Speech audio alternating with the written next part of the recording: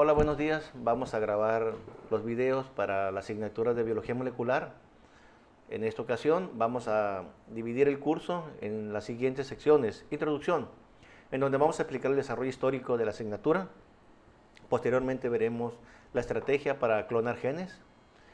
Y después veremos metodologías que son importantes para el estudio de las moléculas de la vida. Y finalmente las aplicaciones que han tenido lugar gracias a esta asignatura o a esta rama del conocimiento. Primero les recuerdo que pueden ver nuestras investigaciones del grupo académico al que pertenecemos en la página de ResearchGate, y de manera personal también pueden visitar mi página de Facebook. Aquí tenemos la línea de investigación que cultivamos en nuestro cuerpo académico de inmunogenética y biología molecular. Bueno, entonces empezamos con la asignatura, empezamos con historia y antes que nada vamos a definir qué es biología molecular para que quede un poquito más claro. Esta rama de la ciencia pues se encarga del estudio de las moléculas básicas de la vida, como por ejemplo el DNA, el RNA y las proteínas, pero también los mecanismos que permiten que estas moléculas se preserven o que funcionen de manera adecuada, así como también modificar los procesos mediante el cual estas moléculas funcionan y también modificar las moléculas mismas para ver qué efecto tienen los cambios que se inducen en ellas. A todo ese tipo de cosas y de manipulaciones se les llama ingeniería genética. Para aclarar un poquito más la biología molecular, la función de ella o la área de conocimiento, recordemos que la genética pues, es la interfase entre las moléculas llamadas genes, que son las que codifican para las características de todos los seres vivos, características físicas que pueden observarse a simple vista o a través de métodos bioquímicos y que se llaman fenotipos. Y que estos genes codifican para el fenotipo y por lo tanto dan la función de los seres vivos. La interfase entre los genes y la función es estudiada por la genética. En cambio, la bioquímica estudia principalmente proteínas y sus funciones, mientras que la biología molecular estudia propiamente a proteínas, RNAs y genes. Para empezar, vamos a ver la historia del DNA. Y aquí vemos el primer esquema hecho por Francis Crick, un gran científico, pionero en la biología molecular, indicando que el DNA tiene una forma cilíndrica helicoidal y que está formado por dos cadenas nucleotídicas que al interior está repleto de bases nucleotídicas apareadas entre sí formando una especie como de peldaños. Bueno, iniciamos en 1869 con Friedrich Miescher, quien quería estudiar la composición bioquímica del núcleo de los linfocitos. En esta imagen podemos apreciar un extendido sanguíneo tendido con Wright y podemos ver los diferentes tipos de células que lo componen, que componen la sangre, como son linfocitos, monocitos y granulocitos. Algunos de ellos se pueden teñir con eosina, eosinófilos o ser basófilos, o prácticamente los núcleos no se tiñen y reciben el nombre de neutrófilos. Los linfocitos forman parte de la inmunidad adaptativa, como ya sabes, y los neutrófilos pues son fagocitos que rápidamente salen al sitio de las infecciones para combatirlas y generalmente pues terminan en un proceso inflamatorio con la presencia de pus. La pus literalmente pues es un conglomerado de neutrófilos, restos de la bacteria o del patógeno que inició la infección, y el resto de tejido propio del hospedero. Sin embargo, el querer aislar linfocitos de sangre periférica en este entonces era extremadamente difícil, por lo cual su tutor o director de tesis le pidió, Hofstadter, que mejor estudiara el núcleo de los polimorfonucleares, como los neutrófilos, ya que esos, como comenté, pues son muy abundantes en la pus y por lo tanto pues tenía una fuente excelente para tener en un tubito las células purificadas de un solo tipo, los neutrófilos. Y una vez que tuvo en un tubito de ensayo puros neutrófilos, entonces aisló el núcleo de ellos y estudió las características químicas de su contenido. Las pruebas bioquímicas indicaron que la molécula era ácida, rica en fósforo y que tenía un gran tamaño. Y a esa molécula le llamó él, o al contenido del núcleo le llamó nucleína. Hoy sabemos que se refiere al DNA o el ácido desoxirribonucleico. Los instrumentos con que se hicieron estos experimentos pues verdaderamente eran muy rudimentarios. Vean, aquí podemos ver un microscopio de espejo y una centrífuga. Aquí se colocan los tubos en estas camisas y si quieres que el aparato gire más rápido, pues tienes que darle con mayor potencia a la manivela, así como si fuera un molino de nixtamal. Posteriormente, otros alumnos del mismo grupo de investigación que fundó el doctor Rudolf Virchow hace tiempo atrás, siguieron trabajando en el ácido, en la nucleína, y acuñaron el término ácido nucleico y refinaron la purificación del DNA o de la nucleína al utilizar esperma de salmón, el cual pueden conseguirlo de manera fácil, como lo pueden ver en esta imagen, pero además, pues es una muestra bastante pura, porque los espermas sabemos que principalmente están constituidos por el DNA y quizá una pequeña cubierta que protege el DNA para llegar hasta el óvulo. Bueno, por otra parte también tenemos el descubrimiento de las reglas de la herencia, hecha por George Mendel, también por aquellos tiempos de 1870. ¿Qué hizo Mendel? Pues Mendel contaba con variedades de chícharos. Variedades significa que son chícharos, pero tienen diferentes características, como por ejemplo el color de la flor, la altura del tallo, el color de los granos, etc. Esas variedades eran puras en algunas regiones y eran diferentes a otras variedades de otras regiones distintas. Entonces lo que hizo Mendel fue tomar el polen de una variedad para cruzarla con el pistilo de otra variedad diferente. A esto se le llama realizar cruzas y posteriormente analizó la progenie. Como podemos observar, él encontró que cuando autopolinizaba a una planta de chícharo con flores lilas, el 100% de la descendencia iba a ser lila. Y si volvía a hacer una cruza de esta planta con la de acá, toda la descendencia también iba a ser lila.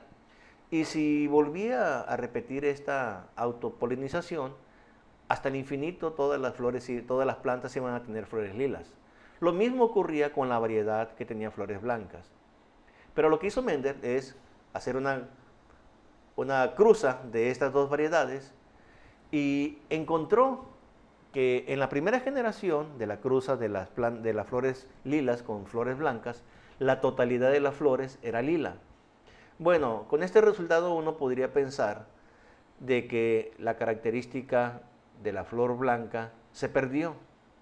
Pero Mendel fue el más allá y cruzó elementos de esta progenie y en la segunda generación, proveniente de la cruza de esta progenie, encontró que se recuperó de nueva cuenta el fenotipo blanco.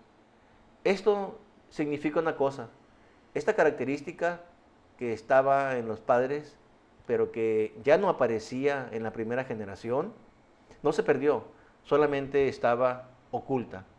A estas características que no se manifiestan cuando están, se les llaman recesivas, mientras que aquellas características que siempre se manifiestan cuando están, se les llaman dominantes.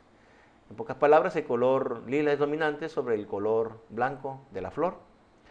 Y esto era muy predecible, cerca del 25% de la progenie eran blancas. Esto llevó a Mendel a postular sus reglas de la herencia. Pero muy importante, estas reglas que predicen los porcentajes de características en la descendencia dan idea de que las partículas que codifican para la herencia o los factores no son cosas virtuales o de suerte, sino que son partículas físicas. Y que esas partículas físicas tienen que estar en algún lugar de las células de los progenitores. Hoy sabemos que esas partículas físicas o factores son los genes, pero en aquel entonces, por supuesto que no se tenía conocimiento de esto. Bueno, a pesar de que eran Michel y Mendel contemporáneos, pues no tenían ninguna relación sus trabajos y además se creía que la nucleína pues era un almacén de fósforo porque la célula requería este compuesto de manera relevante. Y pues por otra parte Mendel no le interesaba tampoco la biología molecular ni sus moléculas, a él solamente le interesaba cómo se heredaban las características de los seres vivos a través de las diferentes generaciones. La investigación continuó con el mismo grupo del doctor Virchow y que posteriormente Hofstadter se hizo cargo. Y fueron llegando más y más alumnos y el conocimiento se fue agrandando a tanto que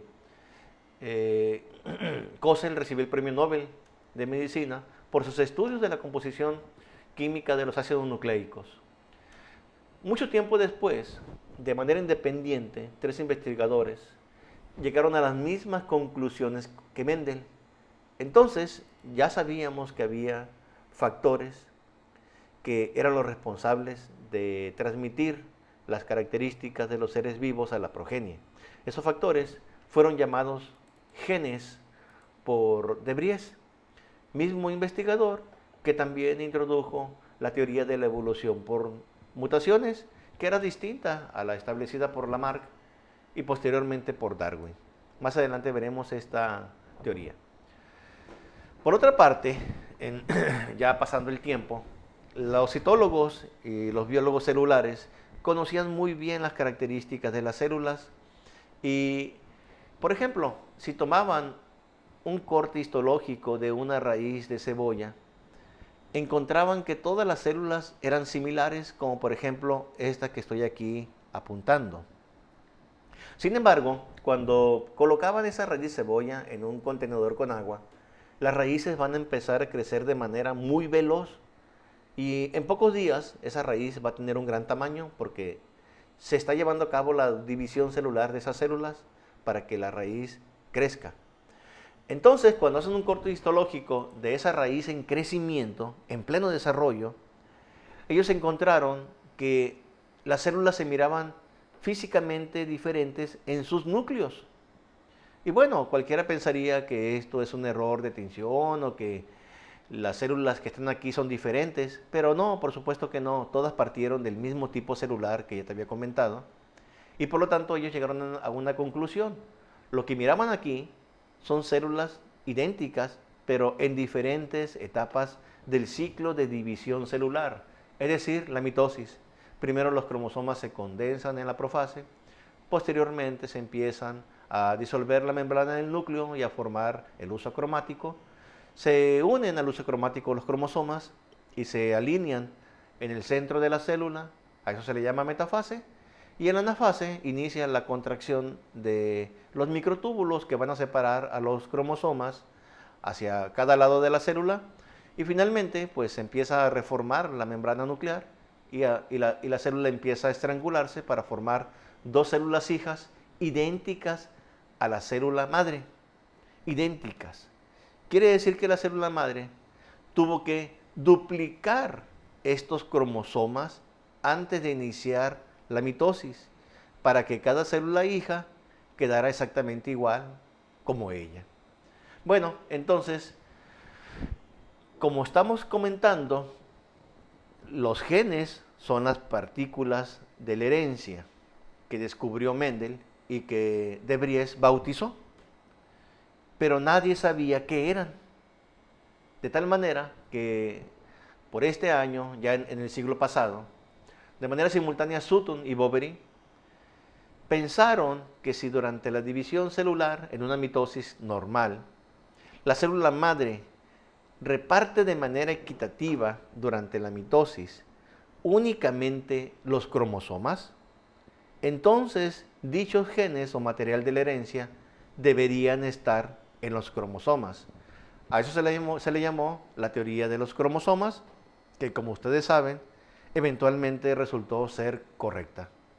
El tiempo continuó, se siguieron haciendo avances tanto en la parte de la genética como en la parte de la composición de las moléculas que forman la vida y se acuña el término de genética en su sentido como hoy lo conocemos.